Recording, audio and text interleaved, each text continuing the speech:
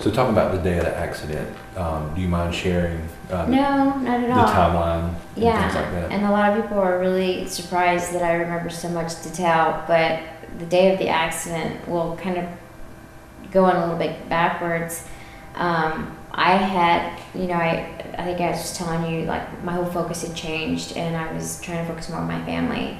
Well, I was pursuing another job because the one that I was in, that I did love it and been there for a while, I wanted to get on the medical side. So I opted to go on the medical side, selling, medical device, cardiology, whatchamacallits, pacemakers, those things. We'll call them whatchamacallits Yeah. today. And I got to that, and I was still sort of traveling, but not as much, and my heart wasn't in it. And so before I could even really say this is not for me and get the next job, which I was interviewing for, and I probably would have gotten hired the day of the accident, which is really weird. I would have had a third interview with this particular company. But so I was unemployed at the time of the accidident, and So it was a great day for you. Yeah. Looking to get another job. Oh yeah, I mean, I was pretty smooth sailing. Mhm. I said, Arizona's right around the corner. I said, I'm going to take the next couple of months off. I'm going to just focus. Now I can focus on my training. Mhm. And now I can focus on that. And, my kids are going to come, and my whole family was going to come. And, we'll make this a family reunion type of trip. And, so yeah, I was kind of really skating, and I had a lot to look forward to. yeah, for sure. And then, I was with Veronica, and the next thing, we're having this great, fantastic ride. It was beautiful, and it was real cloudy in the morning, and or foggy, and so we had to wait a little bit to get taken off. So we were, out, we're doing our route from Transition, going up I-10 all the way to Bernie, and coming back, and she, the lady that hit me, it was right before the Fair Oaks Ranch exit. So we were southbound on that, and she just claimed that she never saw me. And the thing that I remembered was just this real loud, like it was almost like a train, like this huge, like crash. And that was me, but I didn't realize the impact it had. I didn't remember getting hit. I guess I just blacked out as soon as she hit me, and I flew 30. They said I flew 30 feet. Veronica still was having to cycle up to get to me. She was trying to catch up with you. Wow. Yeah, she saw me flying, and I mean, she thought I was dead, and I mean, who wouldn't have thought? And next thing I know is I'm grateful that we had some rain, so the median was tall. It was a little mushy, and had some tall grass, so that helped with my fall. And we still, don't know whether it was the impact of the car or the fall when I fell and hit the ground that broke my back.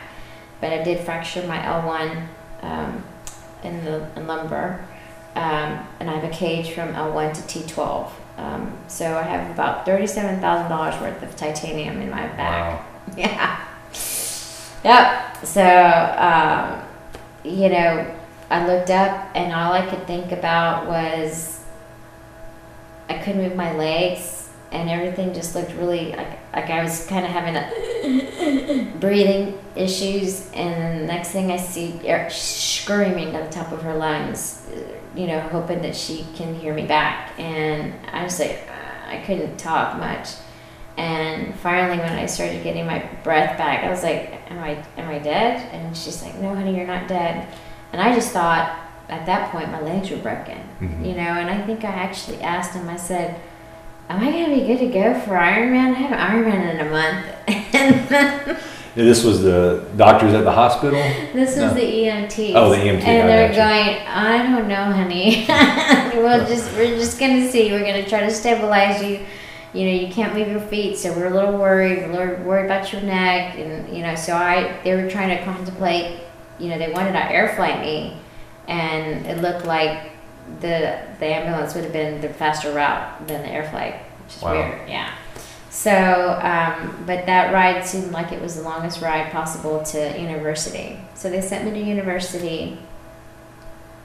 And at first, that's where the whole stigma came along with. They thought that that I had severed my spinal cord. Well, it was the doctors that were on call that were, looking at X-rays and taking my X-rays that didn't know what the hell they were talking about. So, I mean, all my friends come in. I have a lot of professionals that are doctors. I have, friends that are, have been with, huge medical companies that have great relationships. I had great relationship with Dr. Allen, and we had him trying to talk to Dr. Science, reading my having all these people of my connections trying to see what was going on. And, it wasn't until Erwin, whispered in my ear and he goes, your spinal cord is not severed. Okay. You will walk again.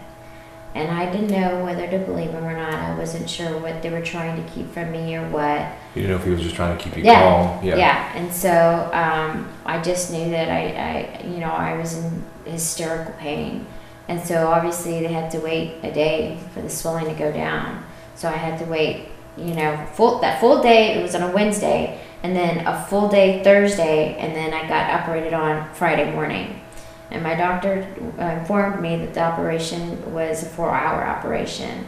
He took 9 hours on me. And so my friends were freaking out that they were waiting for me to get out in 4 hours. And they're just like, every hour they're like trying to get updates. And I mean, they're freaking out thinking I'm like not making it. Mm-hmm. And,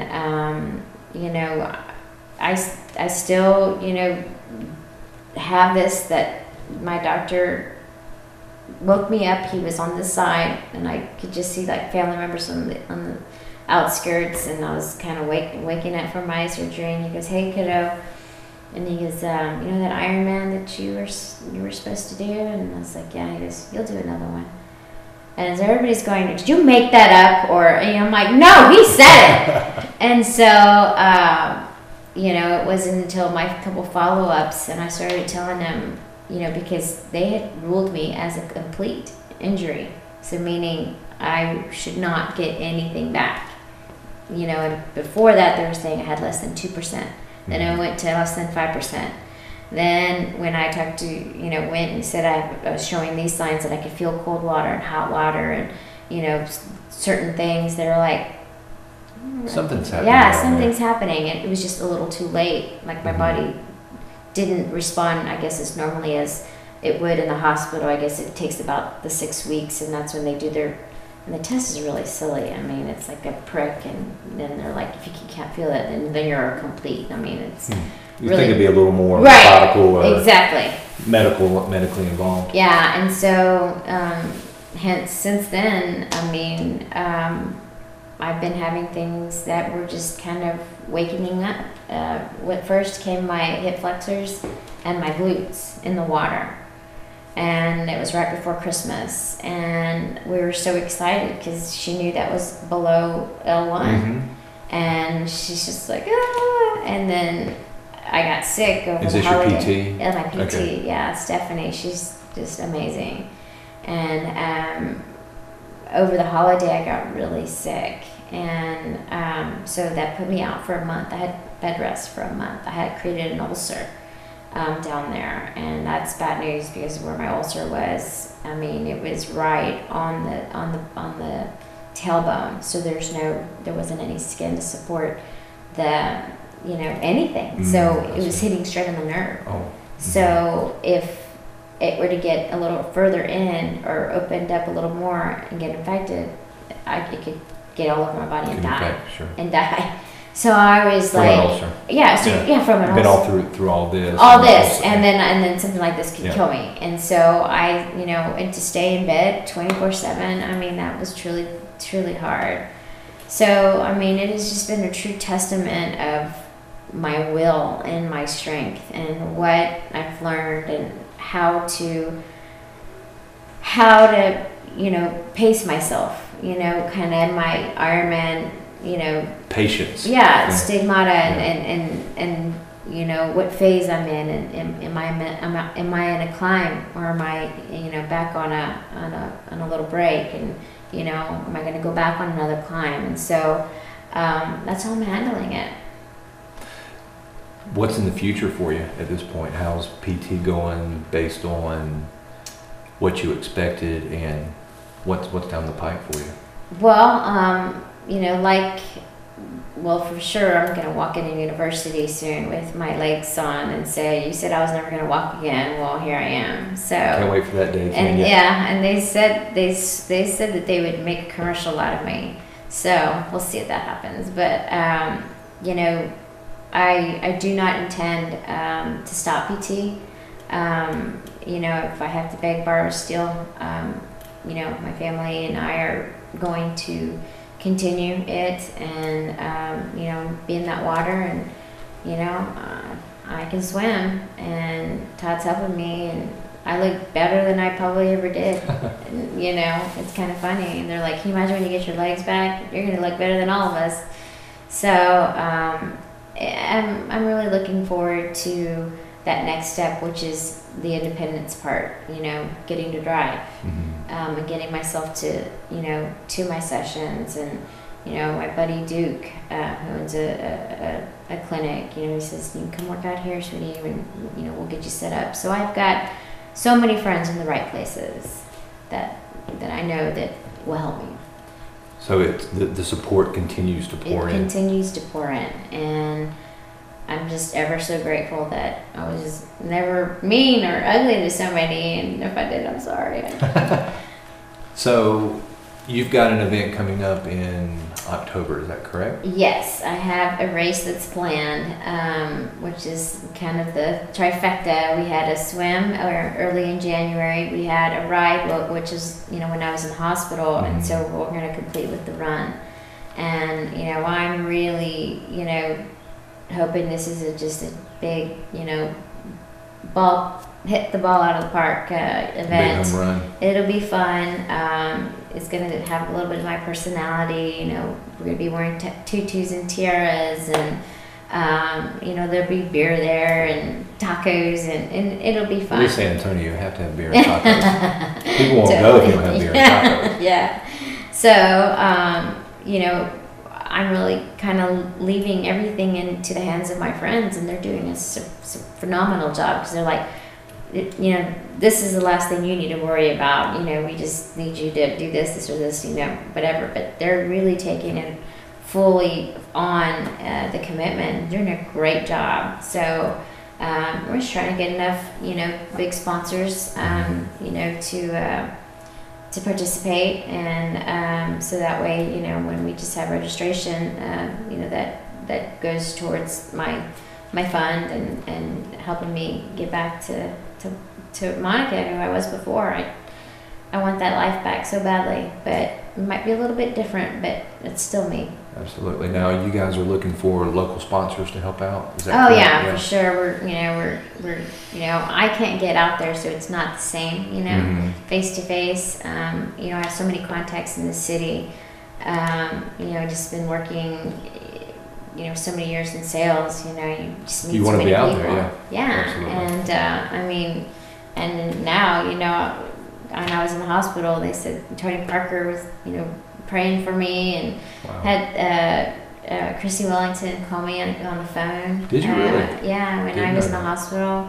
Yeah, so it was somewhat of a, you know, kind of a big deal back then. But and for some of those folks that may not know who Chrissy Wellington is, let's elaborate on that a little bit. Well, she's the Ironman Kona champ, won the most Ironmans. She's a hoss, man. She's the queen bee. And so to get a call from her is almost like getting a call from the president. Yeah. What do you think? Absolutely. Yeah, absolutely. That's in our world. Yeah. In our world, and I was just like, oh my God, it's Chrissy Wellington. You know, like, oh my God. So how long did y'all chat for? Chatted probably about 10 minutes. Is that right? Yeah. Okay. And I don't know where she was calling. I think she was calling me from Australia. Yeah, because it was a funky number, I mean, I know it was really hard, but Marco and Lorena pulled the strings to get her to Very call cool. me. Yeah, and Jordan Rapp has a signed. The rap star. Signed one of his pictures, says "Hope you get better." You know, like never, it never stops. It was just really sweet, you know, saying that he put, you know, Jordan Rapp on there. So it was, you know, my name got out there. You know, I had met a pro athlete while I was in Florida, and you know, he says, you know, he was sponsored by Team TBB, so you know, that's a huge, you know, Absolutely. huge one. And he says all them were praying for me, and so I'm out there in their world knowing that I was an Ironman and I was training for another Ironman and I got hit. I mean, it's pretty cruel and hard to take when, you know, you're an athlete and you're that involved in it. You know, I think you just want to help, and the community really did help out. Yeah, absolutely. I mean, it was crazy. What's the name of the event that comes up that you have in October? Well, it's Monica's Now You See Me 5 and 10K. Okay. It'll have a family 1 mile walk and then a 5 and a 10K. Now, have you guys figured out a venue for this yet? It's at Los Patios. Okay. Yeah, yes. They're sponsoring, obviously, and so the trailhead around there, I don't know the route yet, which way it's going, but you know, I've ran there several times, but I don't really know how it's coordinated. So I'm looking forward to seeing, because I want to be able to extend that invitation to my rolling athletes. Mm-hmm. You know, those that are in chairs, and you know, see if it's safe enough for them to, you know, to do as well. Participate, yeah, absolutely. Of course, yeah. Kind of take a sidestep a little bit. Moms who are considering or thinking about getting into triathlon and just kind of scared. You went out on that leap of faith, and single moms or just moms in general has a family. What's some advice that you could give them, do you think? Well, I think you know, it's really going to be up to the individual, but I think the first initiative is sign up for a race. You guys sign up because that's your commitment. And I'm all about word and commitment. So, you know, you say you're going to do it, you're going to do it. And tell everybody you know you're going to do it too, right? Yeah, and hold yourself accountable that way. And that's truly how you get in it. And, you know, you do a small one, or you start off with this little 5K, you know, it just keeps building on. I mean, one of my best friends who would never ever consider herself a runner, she did a half marathon for me when I was in the hospital, and you know, she just was overjoyed that, you know, I not only did I inspire her, but she did that for me. Mm-hmm. And I mean, now she's lost all kinds of weight, and it's just, you know, those moms really need to go out there and do that for themselves. Just get it over with. It with. empowers them. It helps them, you know, if they can communicate efficiently with their husbands or spouses or partners, and coordinate with the children and have fairness, then yeah, because it's not fair for somebody or a spouse to go play golf for, you know, 6-7 hours on a Saturday every other weekend, and mom has to sit home and watch. That's not fair. Absolutely. Yeah. So they have to stick up for themselves, and I think that empowers them. And That's whether or not that's a good thing or not, you know. And don't empower a woman. I don't care what you're gonna get. You're married to a strong woman, and I mean, there was many men that feared me, I'm sure, but you know, it's just one of those things where, you know, you just feel like you're on top of the world when you accomplish something. Mm-hmm. And then just do the next one and the next one. And it keeps going. Yeah. Since fall of 2012, there's been yourself, Brent Wells, Chris Rillon, another gentleman with San Antonio Women that was also hit and paralyzed as well. What are some of the frustrations that you see with cyclists in San Antonio as far as when you're looking at cycling safety? We know our frustrations with motorists already. Right. How do you feel about some of the cyclists that? Well, I mean, I was even looking at Lululemon, who, you know, a lot of girls like that store, you know, their outfits, the quality, and I was looking at what they were, you know, offering, and they had like black wear. And I'm like, I'd never buy that. I would encourage anybody not to ever wear anything black when they're on a bicycle, ever, you know, and try to be as bright as you can. And that's what the whole mantra of, you know, it was, can you see me now? But now it's now you see me, because, you know, I'm bright, and I'm gonna do my part to you know, actively be seen. So, you know, my advice is to consider yourself, you know, have your own responsibility, take responsibility for yourself in wearing the appropriate clothing, and sticking to the rules. You know, I've been on that particular road hundreds of times, and that day I was riding side by side and didn't know I needed to be single file. So at that point, you know, you just never know, and that's the whole, I think, risk that we take. And my mom used to get upset with me because, you know, I snowboard, I do it all. And so when I'd go, you know, I tell her I'm going to go up a mountain, I'm going to go snowboard, and she'd be like, oh my God, you know. Because you're going to do it. Yeah, she's like, you know, please. I'm like, Mom, you know, if it's going to happen, it's going to happen. He's going to take me, he's going to take me. And so I have that fearless sense about me. So, but in this case, you know, I thought I always practiced safety. So, you know, just being responsible for ourselves just as much as the motorists are. So, what do you think are some things that we need to see in San Antonio with cycling safety to help promote it? Well, you know, I have so many friends that, you know, live in other states, and I mean, they're like, oh my God, San Antonio is one of the worst, you know, cities in the world to ever. I'd never ride my bike. And you know, a friend that's in Utah that wants to throw a benefit ride for me over there. Oh, wow. Like they have like a lifetime over there, and you know, they've heard about my case, and I mean, they just are beside themselves because they have everything is bike friendly everywhere they go. So they never really had bad issues like we've had, yeah.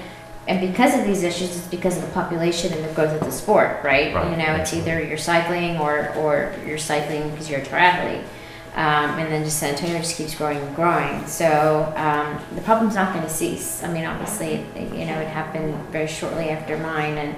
And, you know, I just pray that Brent is, you know, he comes around, he recovers. And, you know, I understand he has some brain issues, so I don't know if he broke his back like me. I don't know the extent of his injuries, but my heart goes out to them. I wish I could do something for them, but I'm over here, you know, I'm trying to do something for myself, you know? Yeah. So, you know, yeah, in hindsight, you know, you wish, you know, we could have stayed at the Exxon a little longer, you know, something. But it happened, and it happened for a reason, and it happened for a reason to me. And whatever that purpose is, I'm gonna find out, and you know, I'm truly gonna give back to, you know, the community and to whomever my story brings, you know, insight to. Well, you've truly been a huge inspiration, and like we said, I never understand that. Yeah, I see where you're coming from on that. It's kind of that, like you said, that surreal kind of bad way, you know, sick way. I guess you've inspired people. Yeah, and I'm going into my Ironman mode, and I'm just doing what I know what to do or how to do. And when people are like, you know, you inspire, I'm like, I'm glad whatever I'm doing. Whatever I'm doing. Yeah, it's inspiring. You know, it's very very sweet, but. You know, if I do touch somebody's life like that, and, you know, it helps them become, you know, non-diabetic, you know, and helps them lose 50 pounds, you know, I want to hear about it. I want to know. Absolutely. Yeah, of course. So, you know, in my relationship with God, I mean, is totally, you know, I grew up Catholic. I was a Catholic schoolgirl, I know. And you know, just having that whole background, you know, now it's just even a deeper connection I have with him. And, you know, I know he has something special in store for me. We never know, right? No? Yeah. That's true. Yeah. Well, thank you for meeting with me today. No problem. Really appreciate it. It was great talking to you. Thank you so much. And guys, I'm Mac with San Antonio Triathlete. If you want to know what the local cycling laws are, you can go to www.satriathlete.net and view the safe passing laws there. Thank you very much.